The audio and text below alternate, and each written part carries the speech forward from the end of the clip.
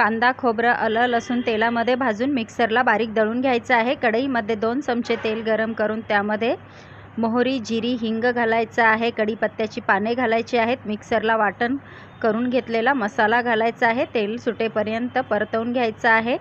त्यानंतर छोटा पाव चमचा हळदी पावडर, धना पावडर, रोजच्या वापरातील गरम मसाला, लाल मिरची पावडर, 2 चमचे कांदा लसूण मसाला, चवीनुसार मीठ आणि 1 चमचा सब्जी मसाला घालायचा आहे। तेलावर छान परतवून घ्यायचं आहे। त्यानंतर कट केलेल्या शेवग्याच्या शेंगा, 1 कट केलेला बटाटा, 2 चमचे भिजवलेली चणा डाळ घालून 2 मिनटं परतवून घ्यायचं आहे। त्यानंतर 2 ग्लास गरम पाणी घालायचं आहे। व्यवस्थित मिक्स करायचं आहे। यावर झाकण ठेवून 10 मिनटं भाजीला शिजवून घ्यायचं आहे। 10 मिनटानंतर झाकण काढायचं आहे। भाजी शिजलेली आहे। कट केलेली कोथिंबीर घालायची आहे। खाण्यासाठी तयार आहे शेवग्याच्या शेंगांची चमचमीत भाजी।